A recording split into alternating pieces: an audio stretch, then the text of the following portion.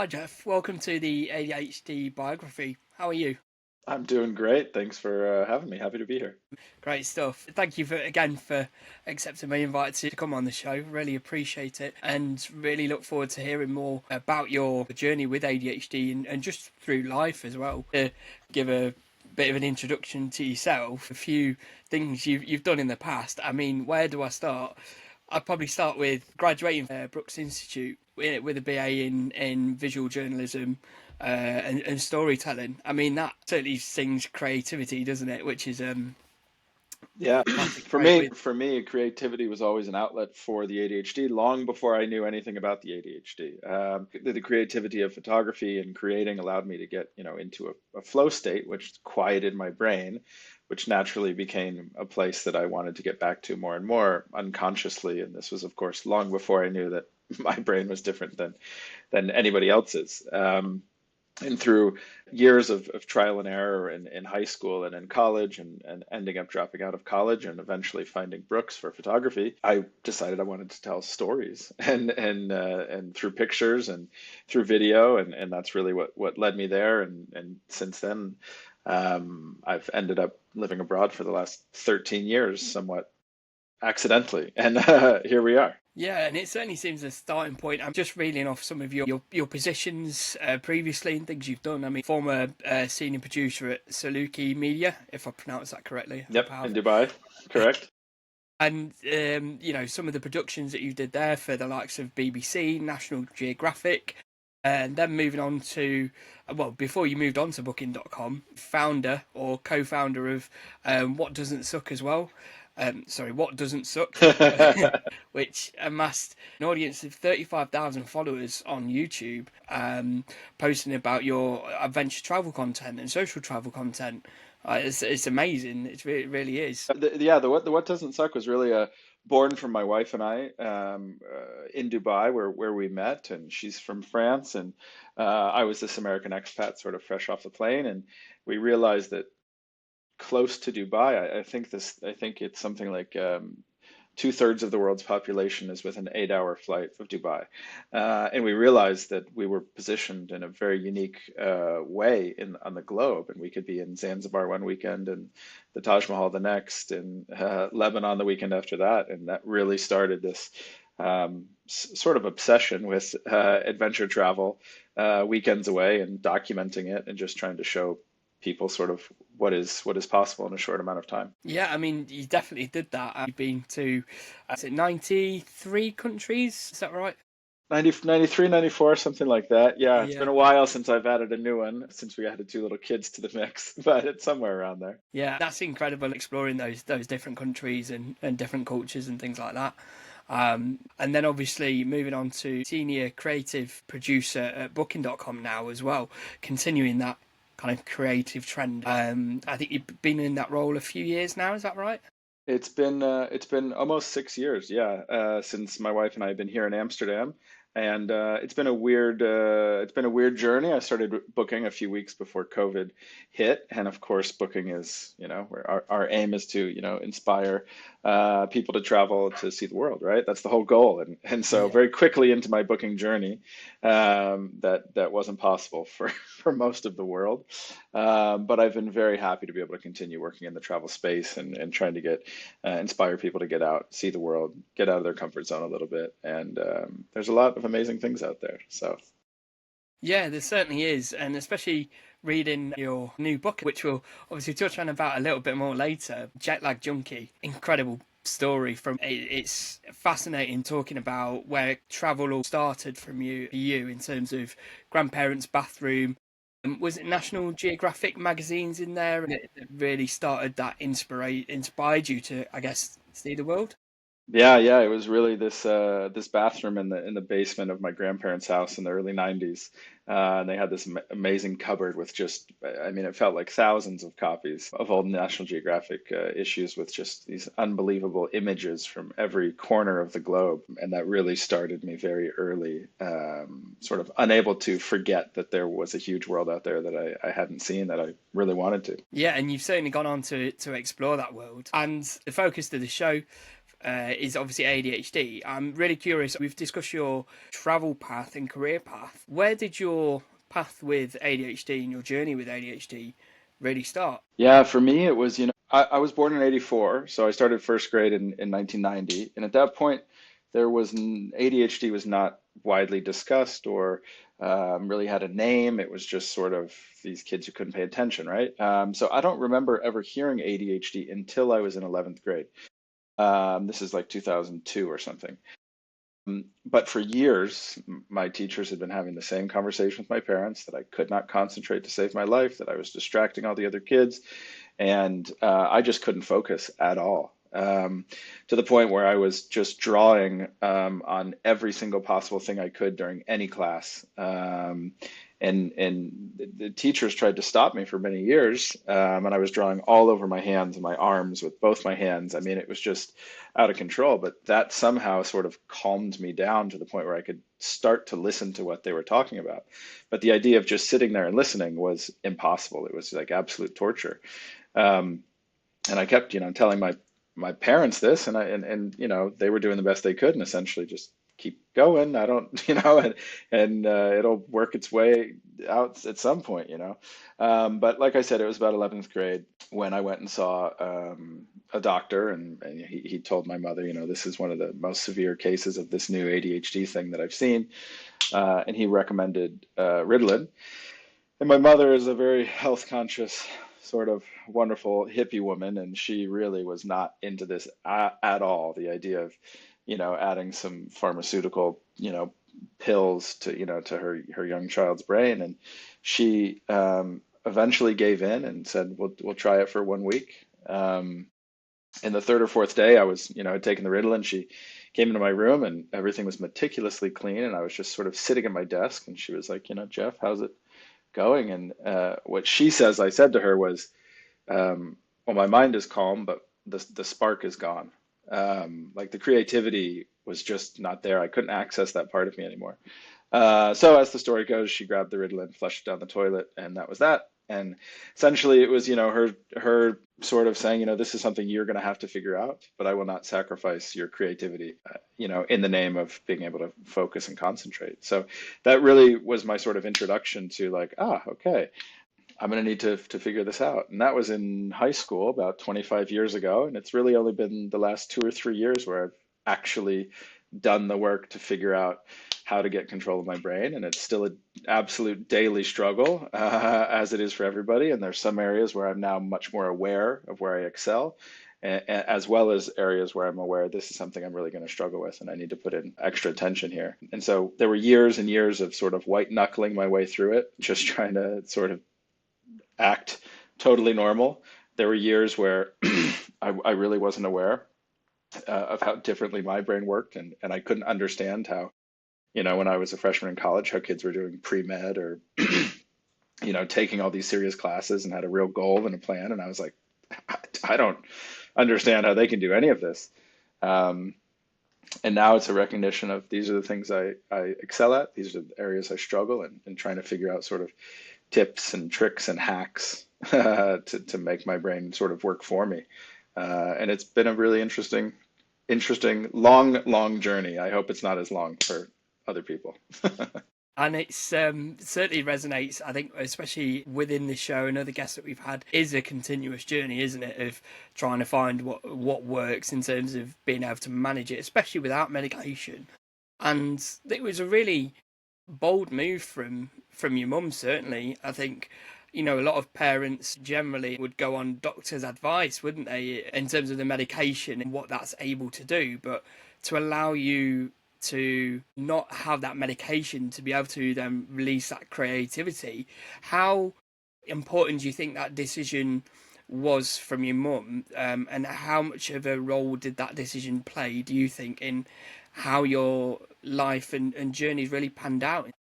Yeah, it's a really good question. And yeah, I mean, that was a huge turning point where I think things could have gone, one of two directions. I think for her, I was such a hyper creative child. I really lived in my own world and created elaborate games and I mean forts and art things. And I mean really, so I think for her the idea of what I could do with that creativity if I figured out how to apply it through discipline and motivation and time management skills eventually, versus the idea of zapping it in the name of conforming. And who knows what would have happened. I could have gone into a completely different career path, um, and figured out other skills that I could have developed over time. But I couldn't be more happy with her decision. And of course, I didn't understand it at the time, really at all, because I didn't understand my brain. So, right. So she had a much clearer view of what I was struggling with. And I'm very happy with the decision she made. And a huge, a huge part of writing Jet Lag Junkie for me was I wanted to write a travel memoir. I wanted to write about travel and the adventures that I'd had. And through the process of writing it, I realized that the other main character there was the ADHD. And that was a thread that wove its way through not only my travels, but why I started traveling, and was really the sort of force behind why I continued to travel and why it sort of became a compulsive habit as well. So it was really, really interesting through the process of writing about all these travels. It really helped me understand some of the patterns in the decisions I'd made and some of the motivations behind a lot of those decisions as well. What was your first experience of travel? Do you remember a particular country or that you visited, and what did travel do for you? Yeah, it's a good question. My father had a huge impact on travel in my life. I mean, he traveled a lot when we were growing up, and so not only had I seen all this, travel content, images in these magazines, but my father had also been traveling when I was young, and he also prioritized travel for us. And we weren't going to the other side of the world like I ended up doing, but it was the idea of being in a new place, seeing new people, and being part of their daily life. He would always just say, "Look at all these people are just going about their daily life, doing their daily routine in this new place."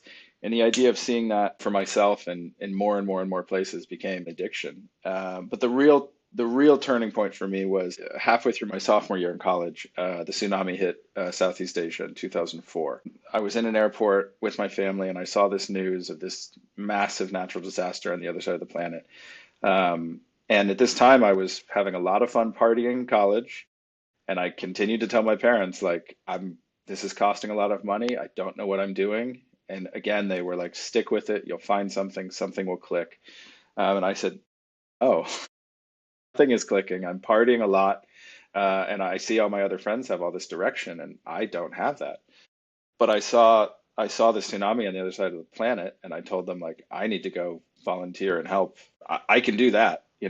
I may not be able to sit in a classroom. I may not be able to ever finish reading a book. I may not be able to decide what courses I want to take or what I want to do for my future, but I can get on an airplane, I can go to the other side of the world, and I can pick up a shovel. And I ended up dropping out of college for a semester, flying to Phuket, to Thailand, without even having looked at it on a map, knowing what the language was, what the money was, not knowing a word of Thai. Um, and I landed in Phuket just to help after the tsunami, and that was a hugely transformative experience for me. And it really, looking back, it calmed my brain down so much because I was in a situation where the only thing I had to worry about every day was wake up, find food, find shelter, find water, and do work and help people. That was it. There was none of the white noise that I was so used to having in my brain, which so many people with ADHD are plagued with constantly. The goal and the mission for every day was so boiled down to just the very, very basics that it felt like freedom. Like I could finally just relax because there was nothing else to worry about other than the most important things. Um, and that really opened up my eyes to, okay, well, I should do more traveling. And this is where I started taking pictures, and that's what ultimately led me to Brooks Institute to get my degree in photojournalism. And it's really interesting that you mention about that experience in Thailand, getting rid of all that white noise, because I think there is so much noise now. We are, I think, in today's society, if you're not busy, you're not doing something right.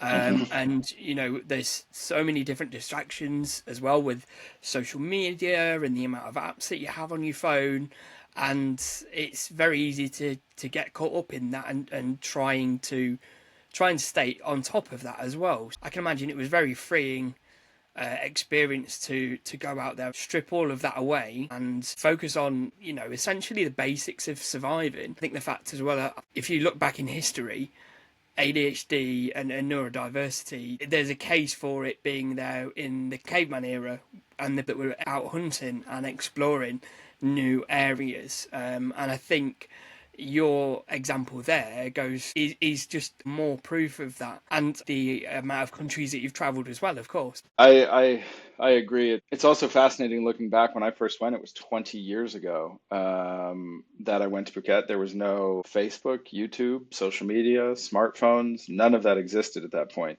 right? So there was an internet cafe with a very, very slowly loading line by line desktop where I could check basketball scores from the US, and I could send an email to my parents like once a week. But I consider myself so lucky that there was no social media and no smartphones and anything like that during that time, because I truly disconnected. And as anybody with ADHD will confirm, uh, social media is so hyper addicting because we've got these smartphones with a million apps, like you said, and it's almost impossible to fight that sort of dopamine hit that's just in your pocket at any time. And I don't know if I had done that now, right, with a smartphone, if I'd have anywhere close to the same experience, because I just wouldn't be fully present. And that's something that now for people, for younger people who are really trying to get a hold of their ADHD and understand how to utilize their brain and how to use it as sort of a superpower or supercharge their brain to work on behalf of them instead of against them. It's way harder now than it than it was 20 years ago. Yeah, and in today's society, I think people with looking to deal with ADHD are looking at different ways, like we touched on, about quieting that noise. And whilst we might not be able to all jump on a plane somewhere else and get away, I mean, with phone mass, signal mass, and everything else nowadays, I think you can pretty much get coverage in 99% of the world. So even flying to another country might not help, but certainly I think the message is there in terms of breaking away from out of a situation that you're in. If you're feeling overwhelmed and struggling to staying on top of things, or whatever it might be, I think it's really important to take yourself out of that situation. Turn your phone off as well, as difficult as it might be. But if you take yourself away from that environment and maybe into a more peaceful setting, that could probably be a massive help that somebody could do to help manage their ADHD, I suppose. Because I think we're probably guilty. I mean, as society, I think we don't stop enough and reflect.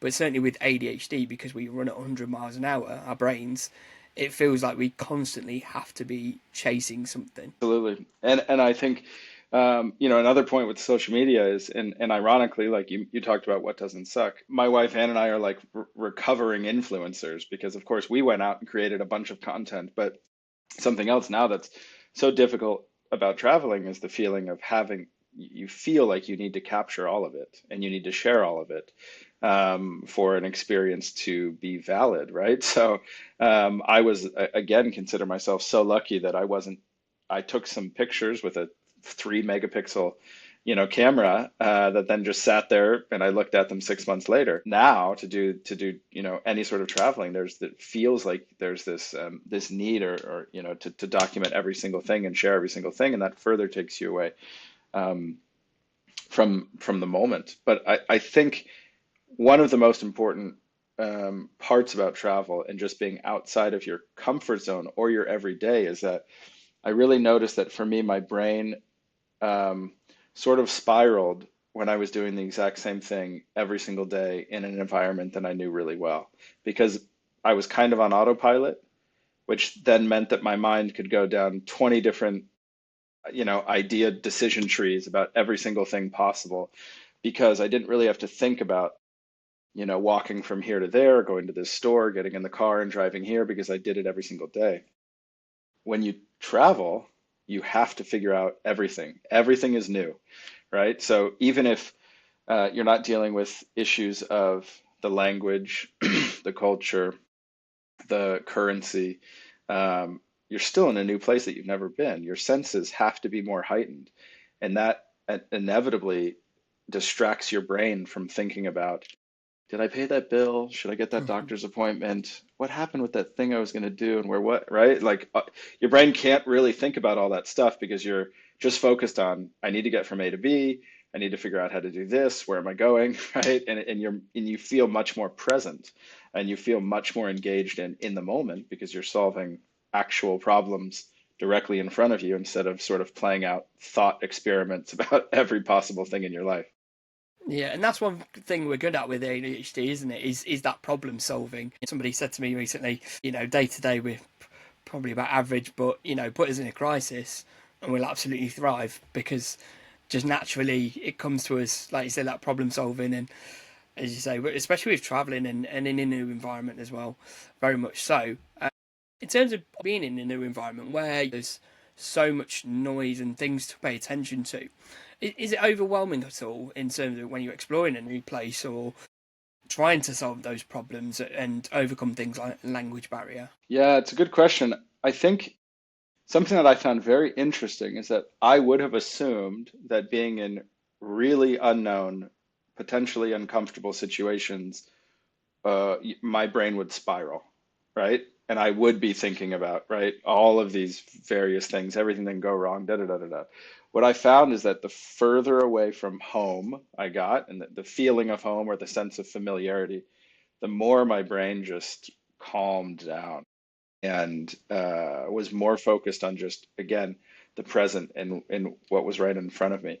And I tell some stories in Jet Lag Junkie that are pretty hair-raising.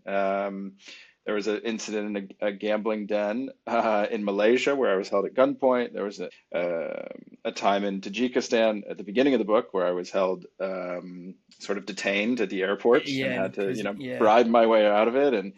And these are situations where I would have thought there was a potential for my brain to go haywire, but in these situations, it was like the most calm I had ever been. And just like you said, put you in a crisis. And it's almost like you've been practicing for this forever because your brain has thought through, spent so many years thinking about every possible outcome of a situation that you're in, that when you're in one, you're like, I knew this would happen. And then this is what I was going to do. And it's just very relaxed and almost flatline. It's very bizarre because you're like, you're very focused and heightened senses, but it's not a panic. It's kind of just a relaxed in the moment type of thing. And I think it was really indicative of, wow, if this what it takes to get me to feel like I'm in the present, I must really spend most of my time not in the present, right? I'm only thinking about worrying about something that's happened in the past or thinking about things that will happen in the future. And I'm spending all my time here or there and not just right here in this moment. But when someone's got a gun to you and outside of Kuala Lumpur, you're like, I should probably be in the moment right now. Was that worth the risk and looking for the new thing to explore? And how did you end up in a gambling den in another country, by the way? I just like to know that story. Yeah, it's a long story. Um, I've got the benefit of being a rather large, intimidating looking guy. So when I've been traveling, I've never really been concerned about my physical safety all that often, which means I think I allow myself to get into some situations that other people may not because I'm not immediately concerned for my physical safety, where others justifiably would be. It doesn't mean that any other, half sane person would have ended up in the situation, but I was walking through a park, and these guys approached me and asked where I was from, and I found out I was from California, and told me that their sister was about to move to California and be a nurse, and she had no idea what she was getting into, and she wanted to uh, would love to ask me some questions, and I ended up going with these guys to meet their family, and I talk a lot about in the book about how Americans don't travel often, but we have the best intentions, and we're sort of like a gullible, really enthusiastic golden retriever puppy, where we kind of get our nose in stuff that we shouldn't, but we have the best intentions. And sometimes we come off as yeah, gullible and not the most knowledgeable about certain things. So I kind of just said, you know what, let's trust these guys and let's go have a travel experience. And I ended up in a situation that turned into a very sort of sketchy poker game situation with a bunch of elements that were conspiring against me in a situation that I needed to figure out. I needed to think very quickly in order to get out of. And it was all kind of just happening in the moment, and I was kind of just watching it all happen and very relaxed and calm about it, and sort of trying to figure out what the game was, what's the scam here, what's going on. But it was a luckily nothing bad happened, and it was a good reminder for me to maybe I should think a little bit more carefully about some of these things. Yeah, and I'm assuming that you figured out how to get out of that situation, considering you sat here with me today. So Yes, I did. I did. I got out in one piece. Thank goodness. that's great stuff. And probably a gentle reminder to anyone that's looking to go out travelling to try and be safe as well in the meantime. We talked a little bit earlier about your creativity, and you've gone on to have a really creative career as well. Was that always your intention to go down the career path that you have? You know, I wish I could say yes, but no, not at all. I've tumbled my way and bounced off all of the walls to where I am. You know, I always, I guess, ended up putting myself in positions where I was able to do creative work because that was the safe space. So I look back and think, man, if I had been able to figure out how to harness my brain when I was 20 or 25 or 30, I think some other doors could have opened, and there would have been some other opportunities that I could have taken on that I just didn't have the capacity to take on at the time because I just didn't know how to, be disciplined, manage time, all of these things that are crucial elements of being a successful functioning adult, right? So I always ended up putting myself in the creative space where um, there was a lot more subjectivity and a lot less objectivity. But I have found over time that I like to solve creative problems or find creative solutions to problems and thinking through like thought experiments and figuring out how this problem could be solved or we could do this or that. That's really where I think I find my flow state, and that's where where my sweet spot is. And luckily, I've been able to find a career that allows me to do that. Yeah, and it's interesting that you say that um, being disciplined, you need that discipline to in order to be successful. But if you look at your CV, I mean, I haven't looked at your CV, obviously, just your LinkedIn, but looking at your CV, you would say that's a clear example of somebody that's been successful. So, was there a point where you found that discipline or found a way to be disciplined? Is that something that you stumbled upon, or did you just figure it out? Yeah, it's a good question. Like I said, I met my wife in Dubai, and we were there for 4 years. And I essentially ended up burning out of the job that I was there without actually leaving the job because burnout didn't really exist then. It wasn't really a term. You didn't really do it. You just work really hard. You get a good, tax-free salary, and you don't complain about anything, right? I really wasn't able to handle the various complex problems that arose. Working in the media production field in the Middle East. So it was a very stressful environment, and I did not have the tools to deal with that. And I was aware of that there were failings that were part of the environment that I was in, and there were personal failings where I was not really up to standard. And so when my wife and I left Dubai, we moved to Amsterdam. We had no jobs. I didn't know a single person in Amsterdam. I had no professional connections. And my wife went and found a job in 2 weeks and started. And I sat for 9 months applying to jobs. I applied to over 200 jobs. Booking was the only company that gave me an interview. And obviously very lucky with that and how it all worked out. And it was the right job. But to answer your question, I immediately knew that when Anne got up and went to work every day, I had to create structure in my life or I would completely crumble. And I had seen this happen to me when I lived in Los Angeles, when I lived in Phuket, when we lived in Dubai. And this pattern was so recognizable at this point. I thought, okay, we've just moved here. I'm 34. We want to start a family at some point. I have to get my act together. And so the only thing could control was coming up with a set of things that I would do every single day, no matter what, no matter how small they were, so that at the end of the day, I would have that feeling of accomplishment and productivity, and that would keep me going. Because there was no job. I mean, I was just trying to apply to jobs, and she'd leave every morning and come home every night, and I had no idea how long that would last. It ended up lasting from January until the middle of November, so essentially a year. So I decided I'm going to read every single day, even if it's just a paragraph. Some days it was a page, some days it was an entire book. I'm going to do Duolingo, right? I mentioned Anne was French, thought this is a good time. I'm going to do Duolingo French. Again, doesn't matter how much, but I'm going to do it every single day. Meditating. I said 10 minutes every day, I'm going to sit and meditate. Even if I'm so terrible at it and I cannot possibly sit there with total silence with an empty brain, I'm just going to sit there for 10 minutes until that timer goes off. How was that, by the way? Because somebody asked me the question recently, why don't you try meditating? Why don't you try turning everything off and sitting still?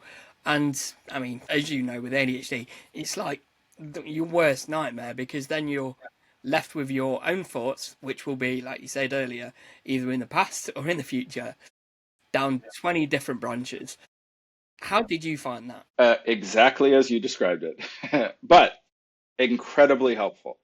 So it's weird. I think people really like to talk about meditation now and being like super into this health and wellness stuff, and it sort of has this weird cliche taboo almost. What I quickly realized was, okay, I'm not doing meditation to reach some Zen state. I'm just doing it to see if I can manage 5 minutes in my own brain. That's it. Like, can I just sit? Can I even do it? Right. And there were days when I would look at my phone, certain that the timer hadn't started. Right. I'd set it at 10 minutes and I'd sit there and I'd open my eyes and look at the phone, being like, I must not have heard it somehow, even though I'm in a completely silent room, and it would be at 8.5 minutes left. I'd be like, jeez, like it was so painful at first. But I think, it's like when alcoholics talk about they just tried to do a month off and all they could think about was drinking, right? And then they realized they had a problem. It's like if you have ADHD and you try to meditate and you can't make it through 2 minutes, you're like, oh man, I really should focus on getting better at this. Um, and I did it every single day for a year. And what I realized over time was that people with ADHD spend so much of their time in their own brain. They don't spend any time in their own body.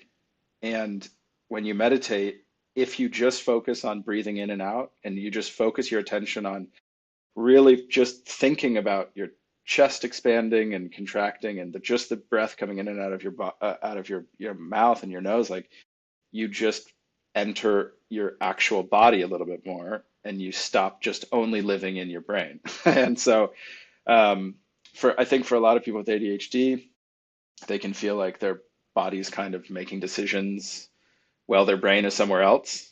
And that just habit of just sort of being in my body was like a little gift I could give myself every day. And it did make me feel more present, and it did make me feel more in control of my decisions and my environment. And that was helpful. I think I certainly will try that out once I can learn to quieten the noise and, So not that think, just just have I just paid that sit bill there, or have I done that just post? sit just sit there, and it will definitely be a lot of that. But just sit there, turn the timer on, and see if you can get through it. The other thing that really helped me was to imagine. Um, I think they talk about doing 4 breaths, two in and two out, and imagining just a white light going on a square. So each breath is a different line of this square. And if you just sort of keep coming back to this, um, yeah, that it takes a lot of your brain power to keep thinking about this, shapes as breaths. And that helped a lot. Okay, cool. So you formed a series of tasks that helped bring about discipline. When you got back into to work, how did that discipline evolve, and Was it harder to do it with obviously all that noise of a day job? Were you finding that you were managing to keep up the things like the meditation and things like that? Yes and no. There were certain things that I continued, um, certain new things that I added, some things that I dropped. But I went into the workspace with a real confidence that I knew I could get things done, and I knew I could stick with something, and I knew I could do it every day. And so it was more the skill is what I gained. It didn't matter if it was Duolingo or reading a book or whatever. It was I have proven to myself I can do something consistently, and I struggle massively with consistency. Um, I really struggle with momentum as well. Like if I can build up momentum, I'm unstoppable. But building up momentum is almost impossible. So it's like I really, really, really struggle with that. So when I did start working at Booking, like I went into it with a renewed confidence that you know what, I can handle this. And I just decided every day I'm going to document this way. I'm going to check these notes. I'm going to do this. I'm going to whatever. But the trap that I think a lot of ADHDers fall into is we do know that we can procrastinate, and we do know that we can cram and get it all done at the last second because we've done it for our entire lives and we've Yeah, always managed to guilty with figure it that, out, definitely. right? Yeah. So that was my real concern is like I need to stop procrastinating and knowing that I'll be fine. History has proven that I'll probably be okay. And I need to stop relying on that crutch and just get things done every day and not let things build up. And then that creates massive amounts of anxiety. So by just doing the things you should be doing every day, it frees up, this massive amount of headspace. And how do you ensure that you do get that stuff done and you don't procrastinate? Is there certain things like, obviously, we talked about switching off phones to eliminate distractions. And I mean, I know myself when I'm at work and trying to get stuff done, it's very easy to get distracted, whether that's like other tabs open or things like that. And I'm sure plenty of people listening to this will probably feel the same. How do you manage to remove those distractions in order to stop procrastinating? I have different windows open on my computer, which have different tabs. So I'll usually work in a window that does not have all these other tabs open in it.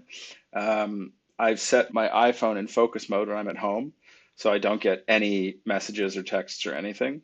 Actually, just before we started this call, I was looking up a new app that's called Dumb Phone, and it just turns your phone into um, a dumb A phone, dumb like phone. where there are only it's a black screen with white words, and there's, Oh God, I it mean, sounds there's so just boring, but the I perfect know, thing but to, yeah. I'm gonna try it out because I really need to be less on my phone if I want to get anything done. But for me, the real hack for me has been physical activity. That calms my mind down mentally, huge if I do that in the morning. So that massively helps. If I can do some kind of physical activity. The other thing for me is just sound. I sleep with a sound machine, just like my 2.5 and 5-year-old daughters do. My wife thought, I was insane when she first met me. I had like New York City cityscape noises going, and she was like, I "What love are we that. doing here?"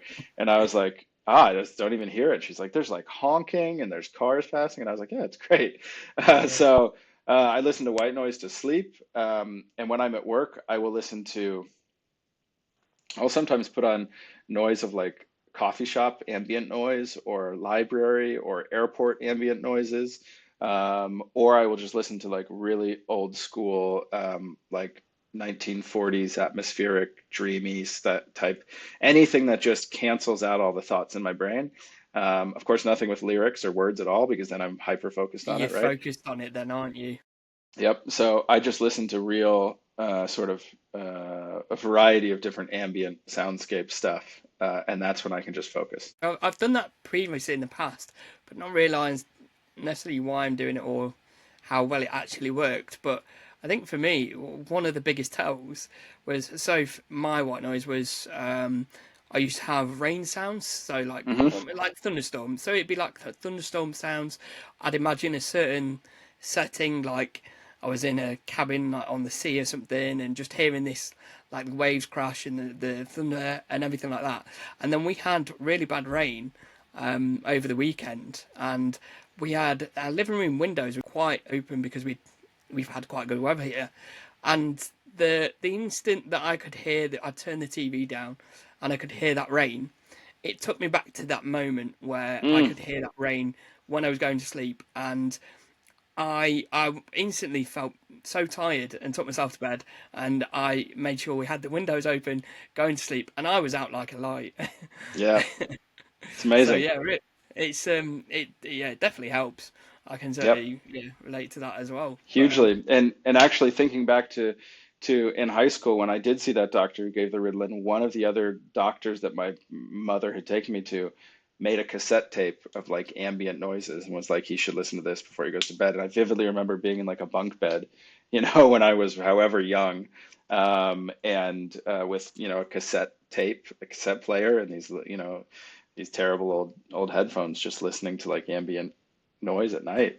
But again, I just thought this was all normal. so you found coping strategies now to help with some of the downsides of ADHD. Have you looked to or revisited medication at all? No, I will say I self-medicated with a variety of substances in college for many, many years to turn my brain off, and that, well, it worked, but then it didn't leave much energy for my brain to do really anything else. About a month ago, a friend of mine was like, "Oh yeah, I have ADHD and I take Ritalin or something," and I was like, "Wow, I hadn't thought about it in 20 years." And the thought crossed my mind, like, what would happen to me now if I took ADHD medication? And I have no idea, and I don't think I'll ever find out because I think I'm at a point now where I'm sort of comfortable with where I'm at, and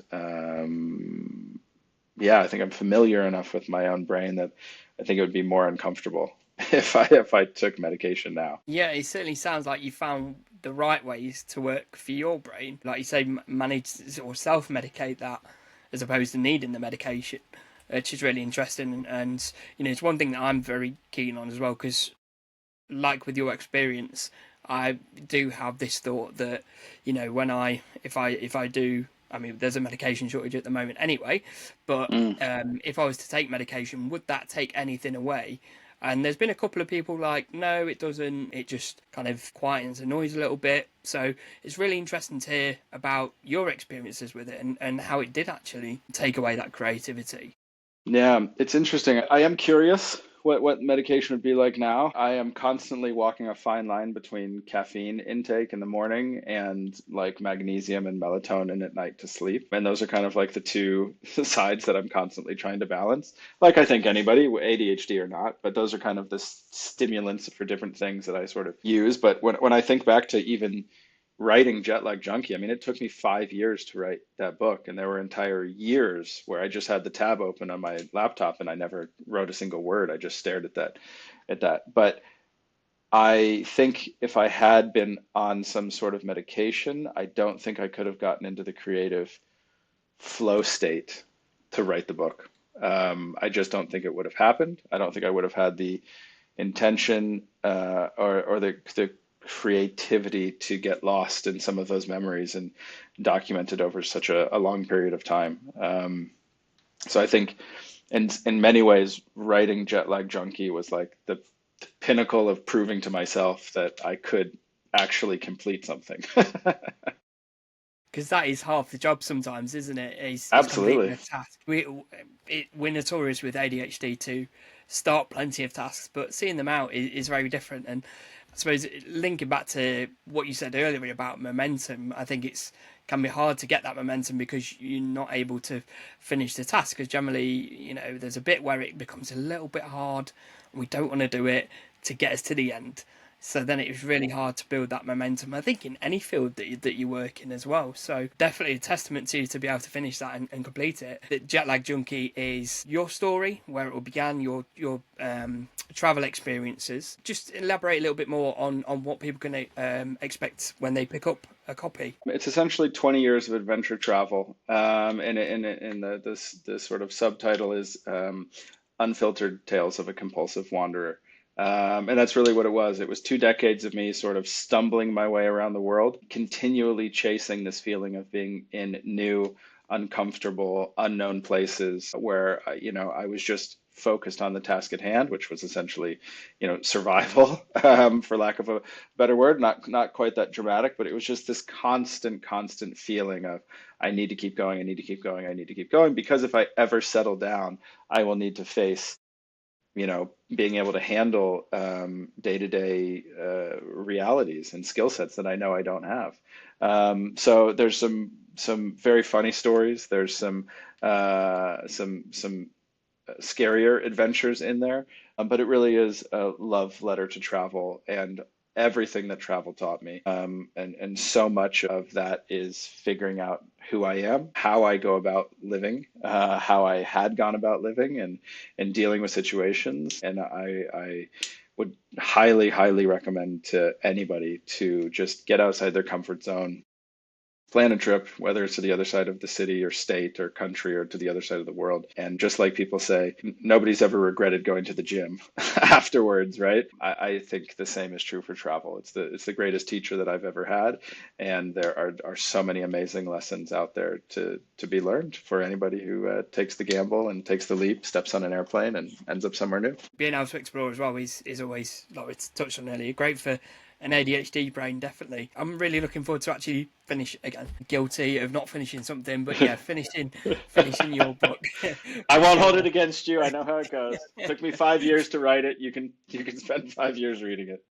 Yeah, so we've taken 5 years to write. I'm really curious about what was the most difficult point of writing it. Was it that starting point, or was it when you got near the end and finishing it? Actually started writing it a couple months before my wife got pregnant with our first child, and after we had kind of moved to Amsterdam and had stopped doing so much adventure travel. And I thought, I really want to write down the details of these stories before I forget them. Because, like I said, very creative brain, and I'm a very visual thinker, and I just remember every vivid detail of so many of these experiences. And I thought, I'm going to start to forget these over time. And, once we have a family, we're going to be focused on other things, and I need to start writing these down. So I actually wrote about probably 60% of the book in about 4 weeks, 5 weeks. Just grabbed the laptop and it just spilled out of me. I just started writing stories and I thought, okay, what's another experience? Where does that story start? And I just started writing, and it was very like journal style of like, this is just what happened. Like, let me just get down every one of the details. And then the hard part came, right? Which was then looking at hundreds of pages of stories and being like, what's the point? What is what is any of this? What is it? What am I trying to do? What am I trying to say? Is this just a personal journal? Is there a point to any of this? Is there meaning? Like, what are we doing here? And I really had to do the work of looking at myself and going, okay, well, what motivated this decision in this story? How is it tied to what I did in this one? If I look back at something in high school, is there sort of a something that's related to this? And then where am I now? And so for me, the hard work was really like big, getting really self-reflective, looking at all these things, trying to figure out what I was trying to say and what I had been through.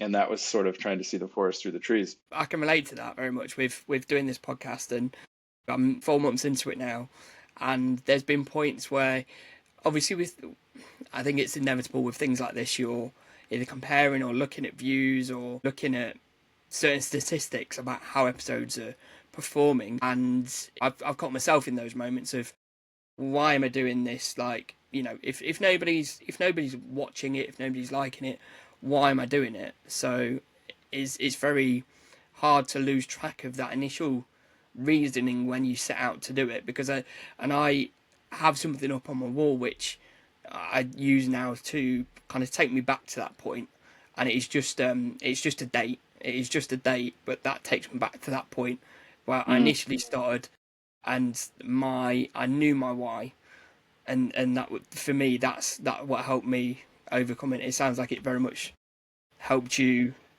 bring you to a- the end of your book. absolutely. And I think the most important thing for me is I started something and I finished it. And I couldn't care less if anybody reads this book. I couldn't care less what people think about it. I couldn't care less how many copies of it sell. I started something and I finished it. And I think that through everything, somehow ADHD was a superpower that allowed me to do that through lots of trial and error. But it feels like such a major accomplishment to have an idea, because I think especially people with ADHD, we're not short on ideas, we're short on follow through, right? So I really had to place the value of this book for me was in finishing it, publishing it, having a copy that my daughters could read. That was the goal. And so I commend you for starting something that was born from an idea and following through. And I hope you get a whole lot of your validation from the fact that you're doing it. That in and of itself is the win. Yeah, thank you, and I appreciate that. It can actually, it seems a massive contrast where you were in life from traveling 90 plus countries to settling down in Amsterdam. Hmm. Would that be right? Um, Yep. what changed? You found discipline in Amsterdam. What was the biggest thing that changed for you? Obviously, two children, but I think it really was meeting my wife and finding somebody to do the traveling with. That to me, travel was always an escape for me. And I spent so many years looking at my situation and going, okay, well, I can't seem to like do pretty basic fundamental things that like high functioning people do. That's probably not conducive in the long run to like a relationship, marriage, family. And I continue to internalize and think of these things, I think unconsciously, and travel was like an escape. And I could really just, I could just be that travel guy. And that was like a legend that I could create for myself and I could fully live into, and I didn't have to answer anybody's questions about growing up or getting on with my life or anything else. It was like, oh yeah, weren't you just in like Zanzibar or something or whatever? I'd be like, and this could just be the legend that was told about me and I didn't have to actually do anything, right? Um, but then I met Anne, and for the first time thought, wow, this is somebody I could actually spend time with in my life with, and I hope she feels the same way. And I think it's so, it's cliche that, I think people go out in the world and try to find the same, carbon copy of themselves and someone else. And her and I are so polar opposites in so many different ways. And I thought, oh, okay, 1 + 1 can equal 3. This is great. We can both help each other out. And then inevitably, it was, can we travel together? Let's see what happens. And I start. I think one of the chapters with a Bill Murray quote, which is something along the lines of, if you think you love somebody, go to the airport and get on a plane to a weird place that you've never been to and get into uncomfortable situations and see how they react. And if you land back at JFK and you still get along, then propose on the runway. That's something like that. And Anne and I on one of our first dates made a pinky promise and to go to Thailand, and we were in Phuket on New Year's Eve like a few weeks later, and it was like, let's just figure out if this works.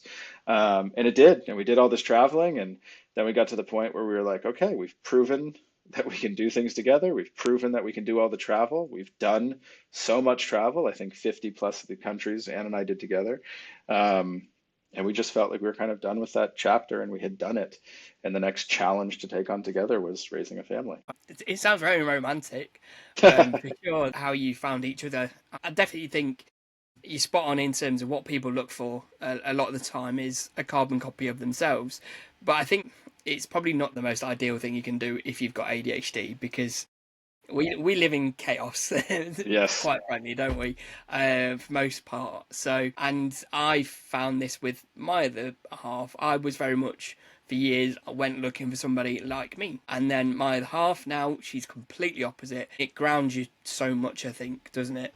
Having absolutely. somebody that can kind of cut through all the noise that you experience just to bring you back to that moment. Now you settled down in Amsterdam. Do you feel like there's that inner traveller still wanting to come out and explore, and how do you keep it in? Yeah, it's interesting. I mean, having two kids in a different life, we can't just get on, a plane with a backpack anymore. But we plan weekends away. I was in Marrakesh a few weeks ago with a couple friends. We disappeared, into the Casbah and, ended up on some rooftops and went out to the mountains and did some hiking. And so I sort of microdose traveling and adventure. And plan, ahead. I can't be as spontaneous, and I don't end up in as many unknown sort of new situations. But we're just in a phase of life right now with the little ones, and we cannot wait to travel with them and bring them on adventures and sort of show them the world. And one of the amazing things about having children is you get to live experiences through their eyes again, which you can think are gone forever, right? So it could be Christmas morning or dressing up at Halloween or, a pool party or whatever it is, but it can also be traveling. And so I'm so excited to sort of impart my love of travel with my wife to our girls and to take them places and see them see the world. And it's just going to take a couple more years until they're at a place where they can start to appreciate it. But the time will come. Amazing. And will we see a Jet Lag Junkie too then when you do start traveling again?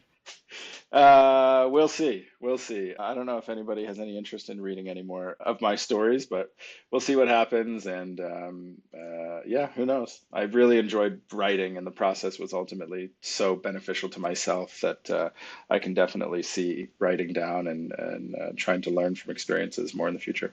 What would you say to somebody who is listening to this that has their own ideas of something they want to start? Is there any advice that you would give them to get them to start that thing? I would say that this sounds so maybe cheesy or whatever, but ChatGPT is the tool that like I could have used so many times to very quickly figure out if an idea was good or not. And if there was any validity to it. And I think that for so many people that have ideas and have big ideas, whether they have ADHD or not, the use of AI tools to help you think through an entire process from A to Z and understand the steps that need to be taken, it's never been more available. And it's such an incredible resource.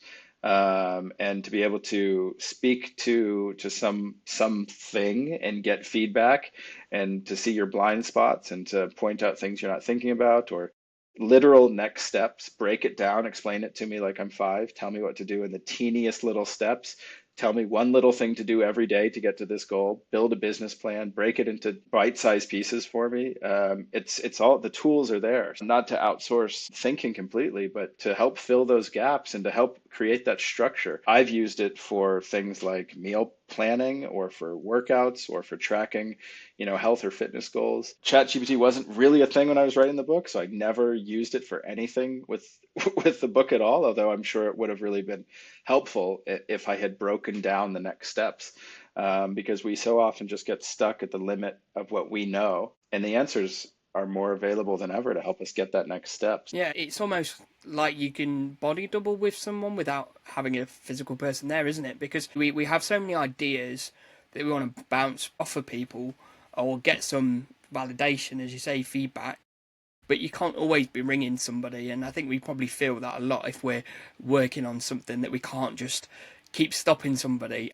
But using AI gives you that ability to get that feedback, especially people with ADHD, because we're very good at of thinking of the big picture stuff and how we want to start something and how we want it to end. But like you say, it's that structure in between that we don't necessarily always get right.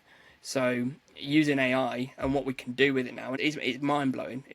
Yeah, so I think it can be crucial in setting up sort of a framework for success, but then it still really comes down to the discipline to stick to it, and that's something that we can't outsource. So you still got to do the work, but I think it hasn't been. I think it's easier now to, like you said, speak to somebody, even if it is an AI, bounce ideas off of them, and also just say like, what am I missing here? Or this is a pattern that I keep doing, like, and really have it point out some things that it might take you years of thinking about before you recognize a pattern that someone else can recognize very quickly. Yeah, absolutely.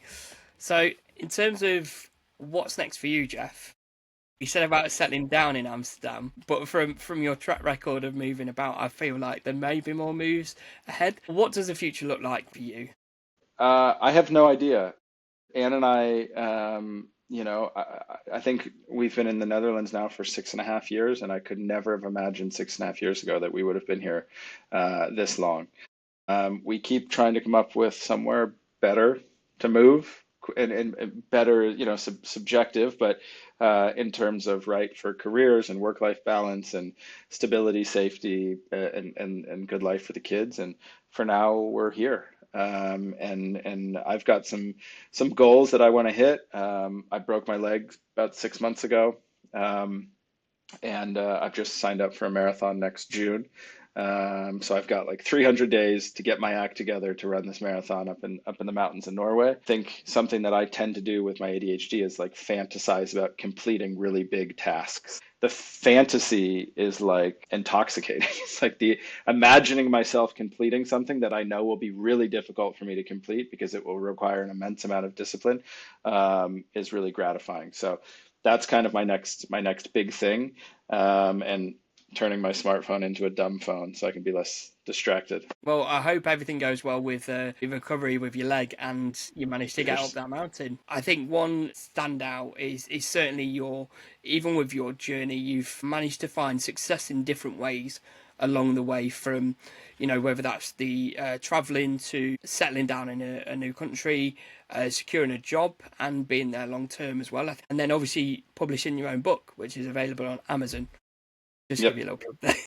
Cheers. Um, but yeah, publishing your own book as well. So there's a success in every stage of your journey. What advice would you give to somebody that's listening to this that is looking to be successful and has that creative spark, but they're not quite sure what they should do or what success looks like? What advice would you give to them? I think a huge part of finding opportunities is being humble and connecting with other people, and being authentic and honest, right? It's really easy now for, I think, everybody to feel like everybody else is trying to get something, and there's a limited amount of things for people to get, and there's a scarcity mindset, and it doesn't lend itself to being open to sharing and supporting other people, right? So, like I said, when I came to Amsterdam, I knew absolutely nobody, and I spent 9 months cold emailing, cold messaging, cold calling anybody I could at all for conversations, and that really helped me to build my network. It ended up leading to the job that I have now, and I remain in contact with so many of those people. The challenging thing for me is that I really dislike small talk. I'm really uncomfortable making small conversations. I'm not the type of person that can walk into a room and just make conversation with anybody, and I hate it more than anything. But I knew that if I wanted to build any kind of a network, and essentially a support system professionally, I had to go and meet people. So I just reached out to people. I was very open and honest, saying, I'm new here. I'd love to know more about the industry. If I could, take you out for a cup of coffee, I'd love to just ask you some questions, right? So I was very sort of open, vulnerable, honest, and that I think really resonated with people. And I got a lot of people responding and open to just have a conversation because that feels human, right? That doesn't feel like a really corporate worded resume type email. It feels like a real human response. And I found a lot of success just sort of going back to being a vulnerable human. And it is key, that human element, isn't it? Especially as we're saying in a world of AI now as well, where that's progressing, and you see more AI produced content and things like that, which you can tell has that human element taken away, and connecting with people definitely. I mean, we obviously connected on LinkedIn, had a conversation, but we wouldn't be having this conversation now if it wasn't for trying to connect with other people and, like you say, speak to that human element. As much as we hate small talk, I Yep, completely feel you on that. I right. have to do it as a part of my day job is to network and connect and trying to do that small talk in a room of Yeah, 100 but people or whatever it may be. and your side project, your passion project is a podcast where you talk to people. So I mean, you've unconsciously or consciously put yourself in a position to grow, right? By doing something that you'll be will benefit you. And I think also for me, it's like I don't like the small talk, but after things, like I always feel I'm glad I did that. It did make me feel better, and I've grown somewhat. So yeah. Right, and I hope this small talk hasn't been too painful for you today. Not at all. Uh, I talk about travel and ADHD all day. I love it. But yeah, really appreciate everything you've given today, Jeff. If this resonates with anybody and they want to reach out to you to discuss traveling more, ADHD more, where can people connect with you? On LinkedIn, at Jeff Johns is easy professionally, and on any of the socials, at What Doesn't Suck on YouTube and Instagram. That's probably the place where you'll find most of our travel content, but I can't promise that it will be updated anytime soon. Amazing. Well, thank you for your time, Jeff. Really appreciate that. Cheers, John.